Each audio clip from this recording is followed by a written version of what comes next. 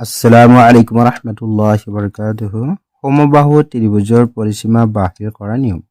সেই সমবাহু ত্ৰিভুজ বুলিলে কি বুজা?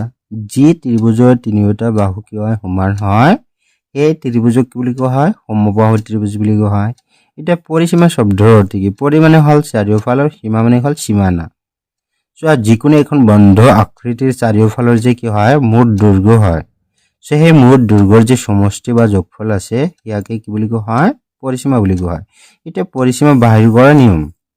সমবাহু ত্ৰিভুজৰ তিনিটা বাহুৰ মাপ সমান। এটা কি হয় সমবাহু ত্ৰিভুজ। ইয়াৰ যে তিনিটা বাহু আছে এ বি বি সি আৰু এ সি যে তিনিটা বাহু আছে, এই তিনিটা বাহুৰ মাপ কি হ'ব সমান হ'ব। বা যিমান বিলাক সমবাহু ত্ৰিভুজ থাকে এই গোটেই বিলাকৰ কি হয় তিনিটা বাহু কি হয় সমান হয়। যাৰ কাৰণে ইয়াক কি বুলি কোৱা হৈছে সমবাহু ত্ৰিভুজ বুলি কোৱা হৈছে। আমি কি কৰিছো এ বি এ একক ধৰিছো, বি সি একক আৰু এ সিও কি হৈছে একক ধৰিছো। অৰ্থাৎ ধৰা হল এ বি সি সমবাহু ত্ৰিভুজৰ এ বি সমান সমান কি হ'ব এ একক, বি সি সমান সমান কি একক আৰু এ সি সমান সমান কি একক ধৰা হৈছে। অতএব সমবাহু ত্ৰিভুজৰ পৰিসীমা কি হ'ব? A B plus B C plus A C. A B plus B C plus A C.